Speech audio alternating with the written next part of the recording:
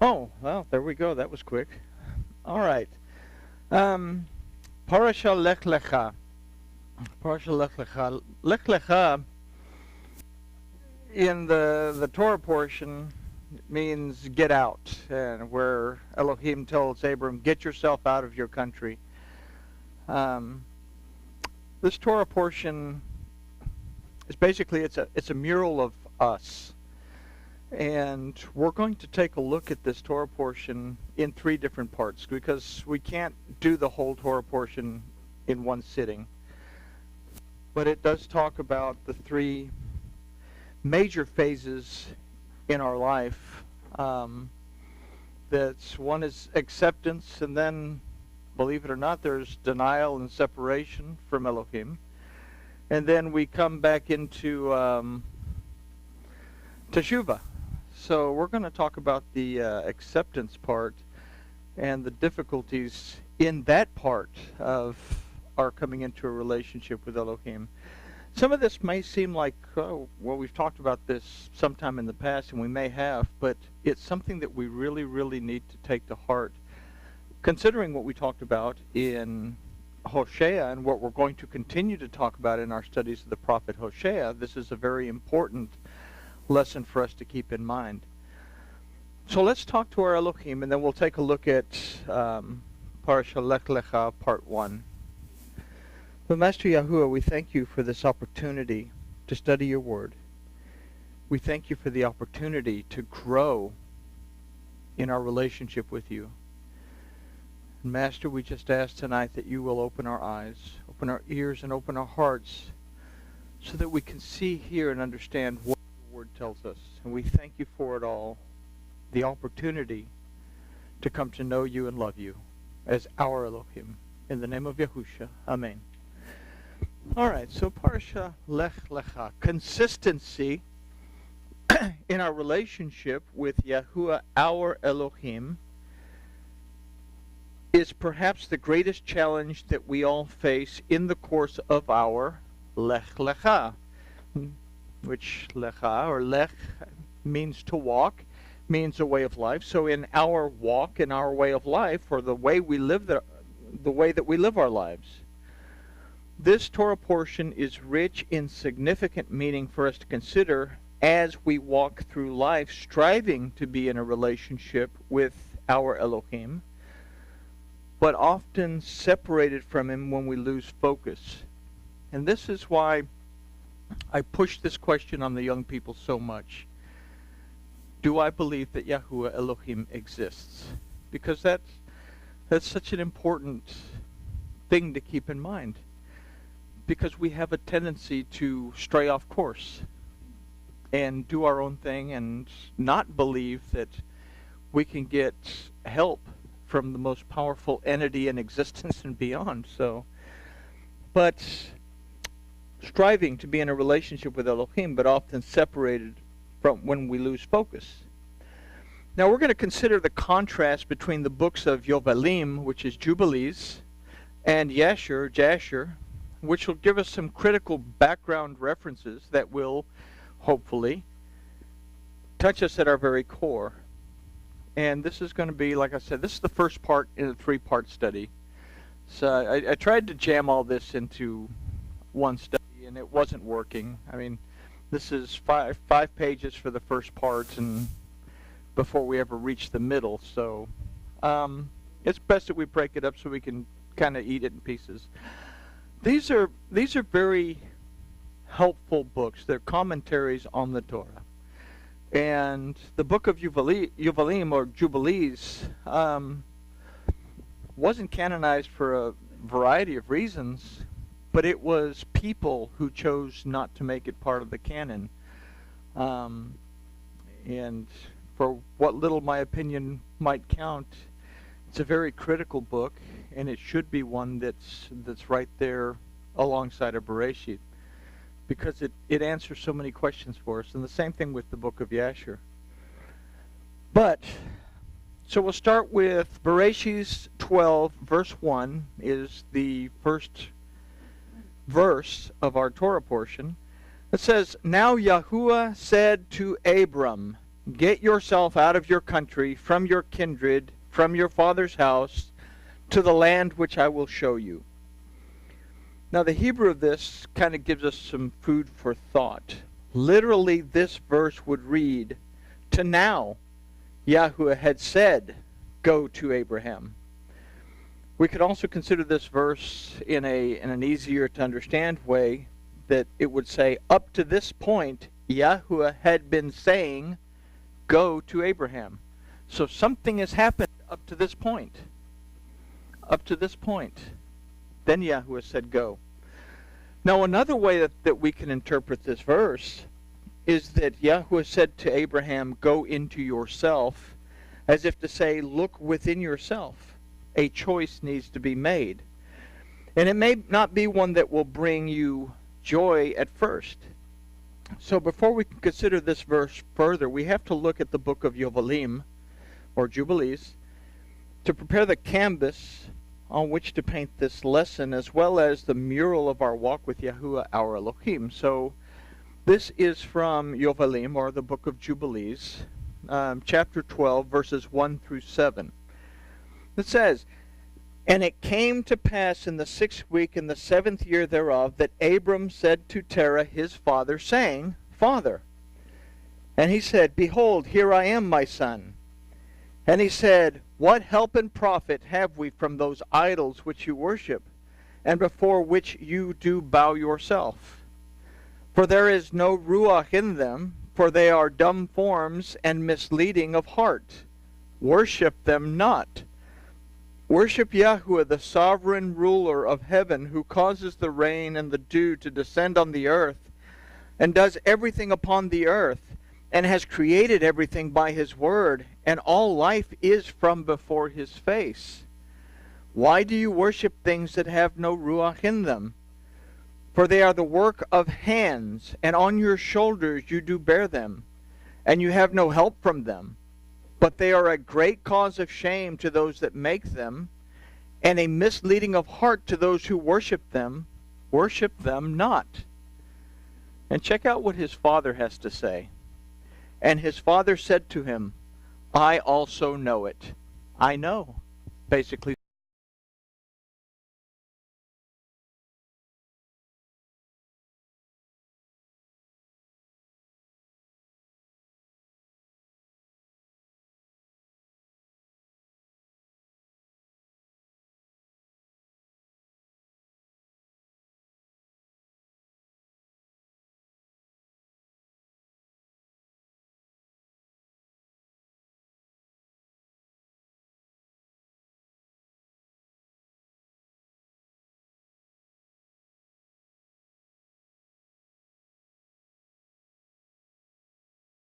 the one has just said, I know, but what am I going to do about it? And if I tell them the truth, if I tell these people who worship this way because I hang out with them, they will slay me, for their soul cleaves to them to worship them and honor them. Keep silent, my son, lest they slay you. Then Abram goes to his brothers, and it goes on and says, and these words he spoke to his 2 brothers, and they were angry with him, and he kept silent. Sound familiar to anyone? Okay. So let's also take a look at the book of Yashar. Now Yashar is going to give us a major contrast, because Terah's not so nice of a guy in the book of Yashar as he is in the book of Yovelim. And we start with Yashar 11, verses 19 through 33. And Abram asked his father, saying, Father, tell me, where is Yahuwah, who created heaven and earth, and all the sons of men upon the earth, and who created you and me? And Terah answered his son Abram and said, Behold, those who created us are all with us in the house. And Abram said to his father, Master, show them to me, I pray you. And Terah brought Abram into the chamber of the inner court. And Abram saw, and behold, the whole room was full of deities of wood and stone, 12 great images, and others less than they without numbers. And Terah said to his son, Behold, These are they which made all you see upon the earth, and which created me and you and all of mankind. And Terah bowed down to his deities. Then he went away from them, and Abram his son went away with him. And when Abram had gone from them, he went to his mother and sat before her. And he said to his mother, Behold, my father has shown me those who made heaven and earth, and all the sons of men. Now therefore, hasten and fetch a kid from the flock, and make a savory meat, that I may bring it to my father's deity as an offering for them to eat. Perhaps I may become acceptable to them. And his mother did so, and she fetched a kid and made a savory meat thereof. I know every time they say savory meat, it's like, wow, that sounds like it's going to be really, really good. I keep thinking of like the lamb chops that Susan brings, or the chicken that, anyway, savory meat thereof, and brought it to Abram. And Abram took the savory meat from his mother and brought it before his father's deities. And he drew near to them that they might eat. And Terah his father didn't know it. And Abram saw on the day that he was sitting among them that they had no voice, no hearing, no motion, and not one of them could stretch forth his hand to eat. And Abram mocked them and said, Surely the savory meat that I prepared has not pleased them, or perhaps it was too little for them. And for that reason they would not eat. Therefore tomorrow I will prepare fresh savory meat, better and more plentiful than this, in order that I may see the result. And it was on the next day that Abram directed his mother concerning the savory meat, and his mother rose and fetched 3 fine kids from the flock, and she made some very excellent savory meat, such as her son was fond of. And she gave it to her son Abram. And Terah's father didn't know about it. And Abram, I get all choked up here. And Abram took the savory meat from his mother and brought it before his father's deities into the chamber. And he came near unto them that they might eat. And he placed it before them. And Abram sat before them all day, thinking perhaps they might eat. And Abram viewed them. And behold, they had neither voice nor hearing, nor did one of them stretch forth his hand to eat the meat. And in the evening of that day in the house Abram was clothed in the spirit of Yahuwah. And he called out and said, Woe unto my father in this wicked generation, whose hearts are all inclined to vanity, who serve these idols of wood and stone, which can neither eat, smell, hear, nor speak, who have mouths without speech, eyes without sight, ears without hearing, hands without feeling, and legs which cannot move. Like them are those that made them and trust in them. Did y'all catch that? Said, these are just made out of wood and stone. They don't have eyes that can see. They don't have mouths that can speak. They don't have ears that can hear. They are like the people that have made them and worship them.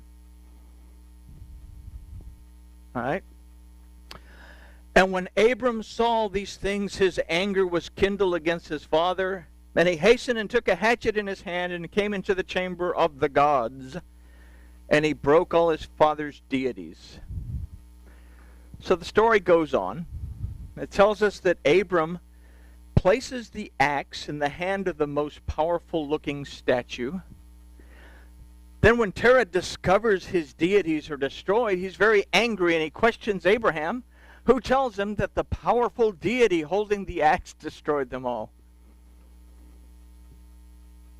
Then the book of Yashar tells us exactly this.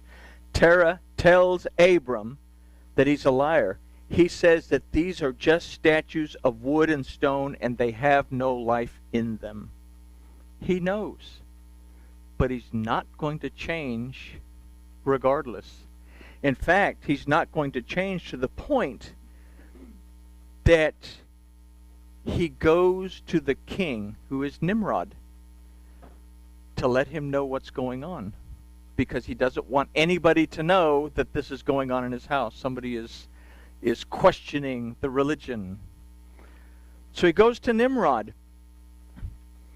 And Abram, in the meantime, has begged Terah to turn away from worshiping these things, to stop doing it and turn back to Yahuwah his Elohim.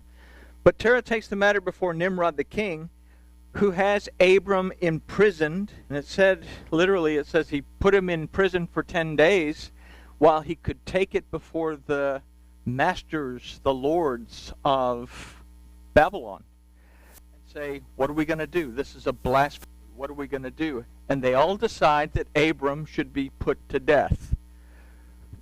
So they bind Abram, and see if this sounds familiar. They bind Abram, and they have the furnace made super duper hot, and they go to throw Abram in, and Abram gets thrown into the furnace, and the two people that are throwing him into the furnace get vaporized because it's so hot. And Abram is walking around inside the furnace, and he escapes. Sound like a familiar story? We read something similar to this in the book of Daniel. And if you read the book called Bel the Dragon, it will give you a similar story as to what just happened with Abram trying to feed these deities. So, but this time it's Daniel who is actually talking to the king of Babylon at that time, saying, hey, you know, this is nonsense. But anyway, Abram escapes the fiery furnace, and he finds his way to the house of Noah and Shem, where he begins to receive a depth of instruction concerning Yahuwah.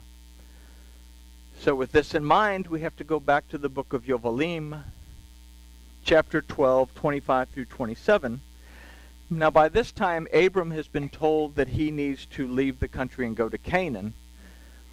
But this is Yahuwah talking in Yovalim 12, and this is verse 25. And Yahuwah Almighty said, open his mouth and ears, open Abram's mouth and ears, that he may hear and speak with his mouth, with the language which was or has been revealed, with the language that has been revealed. For it had ceased from the mouths of all the children of men, from the day of the overthrow of Babel.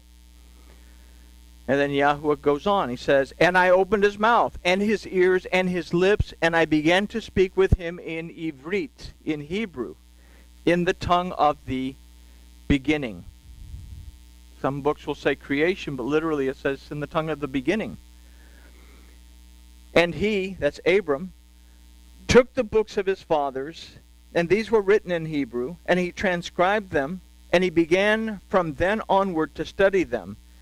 And then Yahuwah says this, and I made known to him that which he could not understand, and he studied them during 6 rainy months. So we have a series of events that's gone on. Abram has discovered that these deities of stone, this dogma that his father's holding on to, his household is holding on to, is not what it is. And he protests. And because he protests, he's thrown in prison and almost put to death. Then he escapes and he goes to someone who can teach him. And then he finds his way to the books, and he finds his way to the language, and his understanding of what it is to have a relationship with Yahuwah begins to open up. And this is a very important thing for us to hold on to, because we're going to see how this plays out throughout the balance of the Torah portion over the next couple of studies in this. But what we have considered here is the struggle that we encounter when we begin to question the status quo. We begin to see that the word of Yahuwah tells us much more than what our established religious authorities tell us. This hunger for truth causes a very serious rift. This is the beginning stage of our walk with Yahuwah Elohim. Now, with this in mind, let's go back to Bereshit 12:1. We've considered that the first phrase of this verse literally meant up to this point Yahuwah had been saying, go to Abram. Now, after understanding what the book of Yovalim and the book of Yashar had to say, we can understand why it says up to this point Yahuwah had been telling him, go. I'm teaching you, but you need to get out of here and go to the land that I'm going to promise you, which has a lot of significance within that in itself. So here we considered an alternate meaning of go into yourself as well. First, we have to consider that we reside in the house of Terah to a certain point at some point in our lives. And we're honest with each other. We reside in the house of Terah now from one point or another throughout our lives, because we still have things that we're dealing with. We still have images of wood and stone that we're discovering that we need to break. So we still live in the house of Terah from time to time. While residing there, we were conflicted by a belief system that we had always known, as opposed to we began to learn when we sought the truths of Yahweh in his language. Up to this point, Yahweh had been telling us that we must go. We must change our walk and seek our relationship with him, even if it meant being turned away and considered dead by family and friends. And there are some people that have turned away from certain religious organizations on both sides of the street, that their families totally and completely turn them away. That's, in fact, Orthodox Judaism. If you say, I'm leaving, I'm going over here to the Christian camp, you're dead. You no longer exist. And that's the same thing in some orders of Christianity. You're no longer alive to us. So when people make a decision to seek Elohim, it can be a very, very emotionally draining ride. But anyway, in this we can consider that we had to look within ourselves and perceive the very condition of our spiritual being. At one point or another, I think everyone in this room looked inside and said, there's got to be more to this. And some of you ended up in one community or another community and started studying a different way. But if you didn't feel that you needed to build a stronger relationship with Elohim, you wouldn't have done that. So that's the beginning of wisdom, is the reverence of Yahweh Elohim. It goes beyond fear. It's reverence that I'm going to reverence my Elohim more than I reverence what other people have to say about the choice that I'm making. So we consider that we had to look within ourselves and perceive the very condition of our spiritual being. For some, this stage of growth has come and gone. For others, it's a harsh reality that they are now living. For some, it's a combination of both. What we're considering here is the choice that must be made. We can get yourself out of your country and from your kindred and from your father's house to the land that I will show you, and that's Yahweh speaking, or not. Yahweh Elohim says, get yourself out of your country and from your kindred and from your father's house to the land that I will show you. And that's the choice. We can either make that choice or not. But let's consider what Yahusha had to say, and this is in Matthew 10, verses 34 through 39. Everybody thinks that it's so hunky-dory and we should all just be so unified. But he said, think not that I have come to bring peace on earth. I have not come to bring peace, but a sword. For I have come to set a man at variance against his father, and the daughter against her mother, and the daughter-in-law against her mother-in-law. And a man's enemies shall be they that are in his household. He that loves father or mother more than me is not worthy of me, and he that loves son or daughter more than me is not worthy of me. That sounds pretty harsh. And people don't understand this. We have to look at this from a conceptual point of view, as opposed to, I've got to love Jesus more than I love anything else. We need to understand that Yahusha is saying, if you love something more than what will redeem, deliver, and restore you, you are not yet able to truly receive what he will accomplish at the top. Did y'all get that? If you love something other than what can redeem you, deliver you, and restore you, then what Yahusha is going to accomplish at the top isn't going to help you. Okay? the Torah, and we have a lot of people say, oh, you got to keep Torah and all this stuff, but the Torah will not redeem, deliver, or restore, but it will show us the path that we are to walk in order to find the redemption, deliverance, and restoration of Yahweh, that is, Yahusha. So that what was accomplished at the Tav will not have been in vain. And we can take this from back up to what we studied in Hosea. Yehu was supposed to have gotten rid of the house of Ahab, and he was supposed to have removed idolatry from the land. But he didn't bother to do it all the way. And he left idols in these temples, and he left the poles in the high places. And basically, all the bloodshed of the house of Omri and Ahab and all those people that died at Yehu's hands was for nothing. And this is why that blood has to be, basically, when we read it in Hosea, it says that blood will be avenged. So, then we go on to verse 38. And it says, and he that does not take his crossbeam and follow me is not worthy of me. He that finds his life shall lose it. He that loses his life for my sake shall find it. How far, basically, are you willing to go to walk in a relationship with Elohim according to his word? Once you've realized that a lot of the things that you held dear, and we've all held things dear, were really things that maybe we shouldn't get involved in. So these verses force us to closely consider what we've considered in the first verse of Lech Lecha.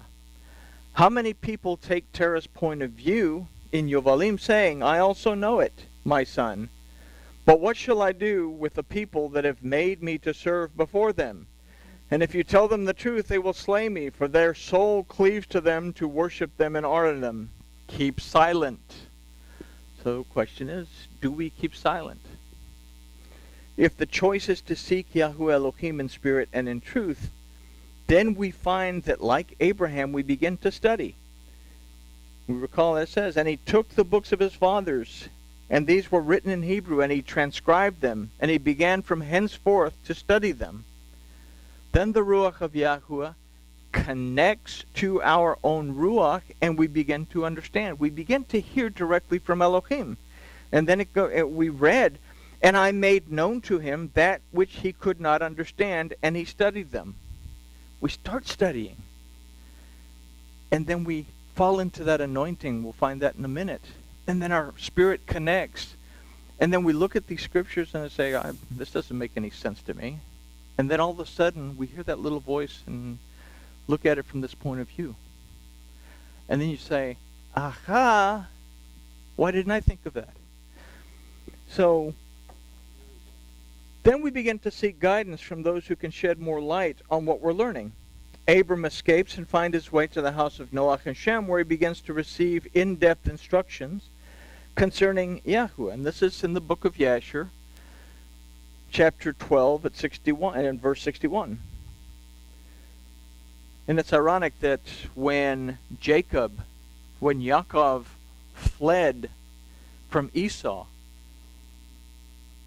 Isaac and Rebekah sent him to Shem.